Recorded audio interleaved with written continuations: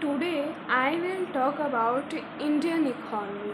So what is our Indian economy before the independence of India and after the independence of India? So let's start. Status of Indian economy pre-independence period. It means that economy Indian economy का जो भी status है independence period के पहले pre means independence आज़ादी से पहले हमारा इंडिया का इकोनॉमी सिस्टम उसका स्टेटस कैसा था. So I will talk about. So before independence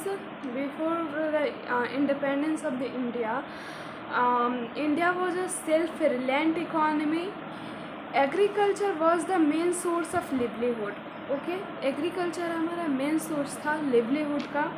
famous for handicrafts. India जो था वो हैंडीक्राफ्ट्स के लिए फेमस था. Handicrafts such as in the field of cotton, silk, metal, precious stones को बनाने में, उसे डिजाइन करने में एक्सेट्रा, ये सारी चीज़ों में क्या था, एक्सपर्ट था. So status of Indian economy pre independence period, it means 1850 to 1947. India was known as largest economy in the ancient and middle world.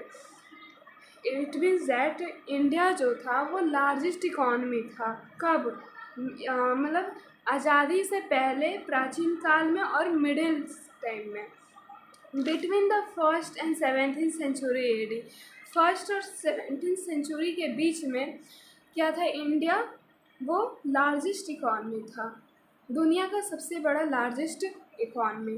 Controlled between 1/3 and 1/4 of the world's wealth during this period. क्या बोला, control between 1/3 and 1/4 of the world's wealth during this period. It means कि world का जितना भी पैसा जो है 1/3 और 1/4 वो इंडिया क्या कर रहा था, गेन कर रहा था, कमा रहा था. The economy consists of self-sufficient villages and cities serving as centers for commerce, pilgrim and administration. Indian economy जो था वो सेल्फ सफिशिएंट था, यानी कि खुद पे ही डिपेंडेंट था. वो खुद से सारे काम कर लेता था, किसी पे भी वो डिपेंडेंट नहीं था, सेल्फ सफिशिएंट था, विलेजेस में भी और सिटीज़ में भी. Cities offer more opportunities for diverse occupation. Cities जो थे, शहर जो थे इंडियन के, वो बहुत ज़्यादा क्या थे, लाभदायक थे, बहुत ज़्यादा अपॉर्चुनिटीज़ देते थे हमारे डाइवर्स इकॉनमी को कैसे ग्रो करें. Occupation in economic activities compare to villages. और हमारा जो इकोनॉमिक एक्टिविटीज़ जो था वो विलेज से कंपेयर किया जाता था. The structure of village were based on a simple division of labor influenced by race, class and gender, leading to economic and social differentiation. हमारा जो विलेज का जो स्ट्रक्चर था इंडिया में, विलेज का स्ट्रक्चर वो किस पे बेस्ड था, बहुत सारे डिवीज़न पे बेस्ड था. कुछ लेबर हैं, कुछ इन्फ्लुएंस्ड बाय रेस हैं, कुछ क्लास पे डिवीज़न है, कोई रिलीजन पे डिवीज़न है, कोई सोशल डिफ्रेंशिएशन करता है. ये सारे चीज़ों में हमारा इंडियन इकॉनमी जो था वो डिवाइड था. कहाँ, विलेज में, इंडियन विलेज में. Agriculture was the main dominant occupation, but there was highly skilled artisan and craftsmen produce superior quality manufacture handicrafts and textiles for the global market. Agriculture जो था वो हमारा मेन डोमिनेंट था, हमारा main occupation था कि Indian people के लिए agriculture was the main dominant occupation for the Indian citizen. But इसके अलावा भी बहुत अच्छे स्किल्ड क्या थे, आर्टिजन्स थे और क्राफ्ट्समैन्स थे जो produce superior quality of goods produce करते थे, नेकलेस वगैरह बनाते थे, प्रीशियस स्टोन्स को डिज़ाइन करते थे और वर्ल्ड वाइड क्या करते थे, उसे ट्रेड करते थे. वो ग्लोबली मार्केट को क्या करते थे, टेक्सटाइल को बनाने में, न्यू डिज़ाइन ऑफ किसी क्रिएटिविटी को करने में वो बहुत ज़्यादा सक्षम थे.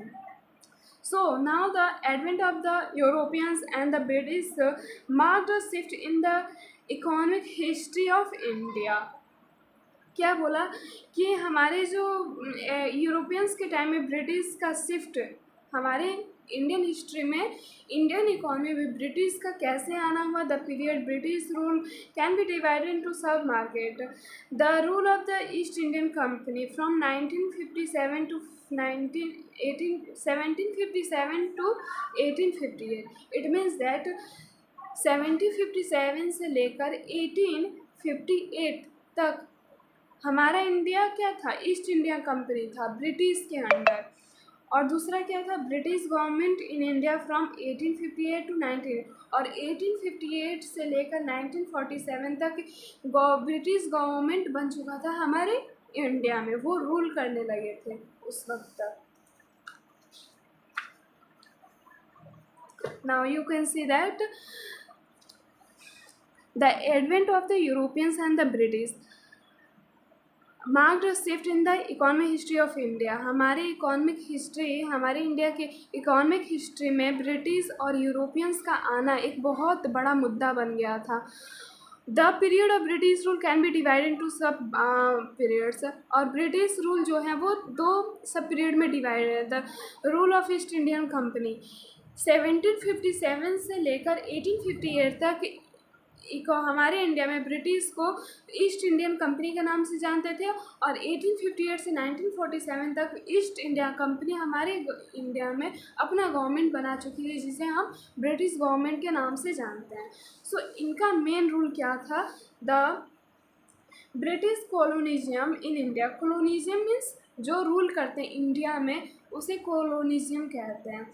British colonialism in India influenced by the industrial revolution led to a shift in the India's role from the manufacturer to a supplier of raw material। British colonialism जो थे, ब्रिटिश की गवर्नमेंट जो थे वो क्या थे कि वो हमारे इंडिया को इन्फ्लुएंस कर रहे थे।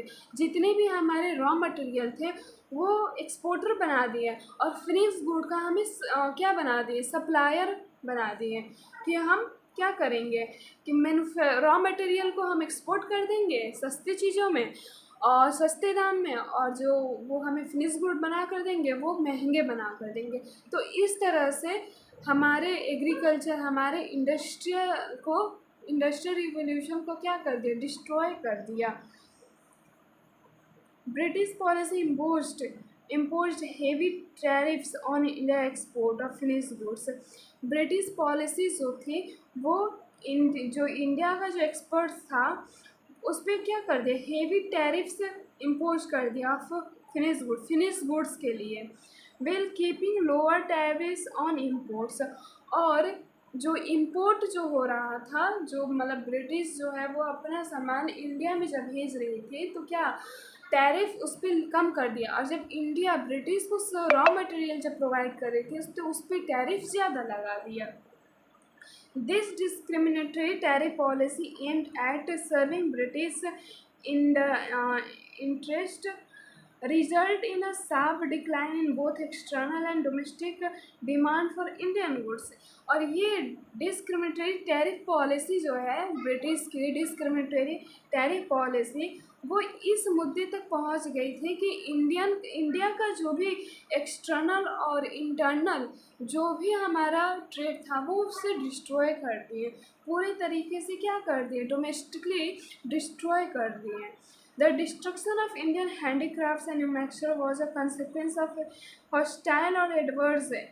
हमारा जो इंडियन हैंडीक्राफ्ट्स जो था, जितने भी इंडस्ट्रियल थे, इंडस्ट्रीज फैक्ट्रीज वगैरह जो भी थे, मैन्युफैक्चरिंग गुड्स थे, वो सब कुछ क्या कर दिए, इन लोगों ने डिस्ट्रॉय कर दिए अपनी डिस्क्रिमिनेटरी टैरिफ पॉलिसी के वजह से।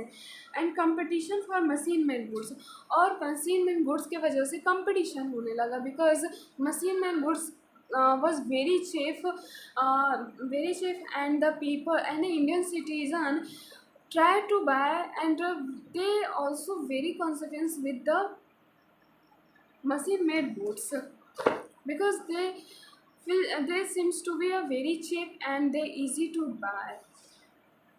The shift in domestic consumer preference towards foreign goods the shift in a domestic consumer preference towards foreign goods, हमारा जो डोमेस्टिक कंज्यूमर गुड्स जो थे, जो भी थे, वो फॉरेन गुड्स में क्या हो गए, कन्वर्ट हो गए। हम डोमेस्टिक गुड्स से फॉरेन गुड्स पे शिफ्ट हो गए। Driven by a desire to एलिंग with western culture further harm the Indian manufacturing sector, इस तरह से हम अपने कल्चर के अलावा वेस्टर्न कल्चर पे ज़्यादा फोकस करने लगे, उन्हें ज़्यादा इम्पोर्टेंस देने लगे ब्रिटिश मैन्युफैक्चरिंग गुड्स को, और इस तरह से हमारा इंडियन मैन्युफैक्चरिंग सेक्टर जो था वो पूरी तरीके से डिस्ट्रॉय हो चुका था। The consequence of the damage of India's traditional production structure under British colonialism was extensive. क्या बोला, the consequence of the damage of India traditional production, हमारा जो इंडिया का जो ट्रेडिशनल प्रोडक्शन जो था वो पूरे तरीके से डैमेज हो चुका था। स्ट्रक्चर अंडर ब्रिटिश कॉलोनिज्म वर एक्सटेंसिव, ब्रिटिश कॉलोनिज्म के अंडर में सारे के सारे हमारे इंडियन ट्रेडिशनल प्रोडक्शन क्या थे, वो डिस्ट्रॉय हो चुके थे, डैमेज हो चुके थे। वाइल्ड स्प्रेड अनएम्प्लॉयमेंट, इस वजह से बहुत सारे अनएम्प्लॉयमेंट, बेरोजगारी बढ़ने लगे। Land pressure and sub division, land pressure होने लगा और लैंडों का डिवीज़न होने लगा। इम्पोर्टेड गुड्स इम्पैक्ट, हमारे ऊपर इंडिया ज़्यादातर इम्पोर्ट करने लगा गुड्स को।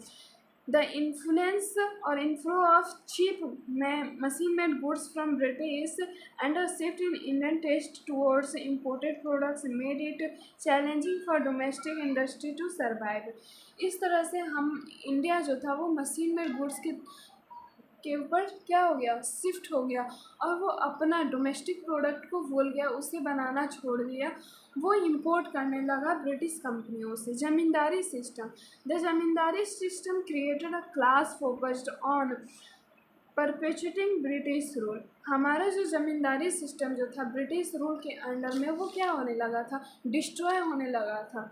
Impacting the overall economic and social structure, हमारे इकोनॉमिक और सोशल स्ट्रक्चर पे क्या पड़ने लगा, इम्पैक्ट पड़ने लगा, बहुत हाई इम्पैक्ट पड़ने लगा। इस तरह से ज़मींदारी जो थे वो हायर बहुत ज़्यादा हाई टैक्स वसूलते थे, और इस तरह से ज़मींदार जो थे वो ज़मीन जो था वो सब तरीके से डिस्ट्रॉय होने लगा था। Land pressure, land tenure issue, extensive pressure on land increase demand for land, बहुत ज़्यादा लैंड प्रेशर आने लगा कि खाने के लिए पीने के लिए कहाँ से क्या आएगा। बहुत सारे लोग जो भी अनएम्प्लॉयमेंट थे वो सब जाकर लैंड एग्रीकल्चर पे शिफ्ट हो गए, and allowing zamindar to extract extensive rent and payments, और इस तरह से ज़मींदार जो थे वो ज़्यादातर रेंट्स वसूलते थे और पेमेंट्स मांगते थे, बहुत ज़्यादा रेंट्स मांगते थे कि हमें बहुत ज़्यादा रेंट चाहिए। इस तरह से लैंड टेन्योर इशू होने लगा, प्रेशर होने लगा। Agriculture crisis, extensive landlordism, high independence among agriculturist, the issue of exploitative money lenders and low attention to productivity enhance major contributed to a virtual collapse of Indian agriculture. हाँ, इस तरह से क्या हुआ कि जब लैंड प्रेशर होने लगा तो हमारा एग्रीकल्चर पे इम्पैक्ट पड़ने लगा, हमारी एग्रीकल्चर बहुत ज़्यादा डिस्ट्रॉय होने लगी, बहुत ज़्यादा जो थे फूड ग्रेन्स फसल जो थे वो नहीं हो रहे थे।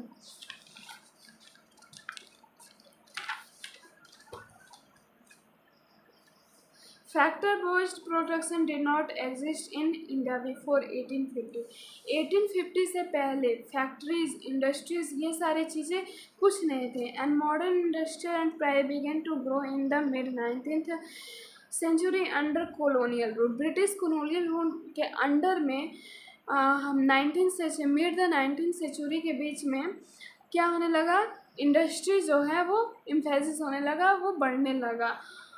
Cotton mill industry in India expanded Australia, cotton mill industry जो था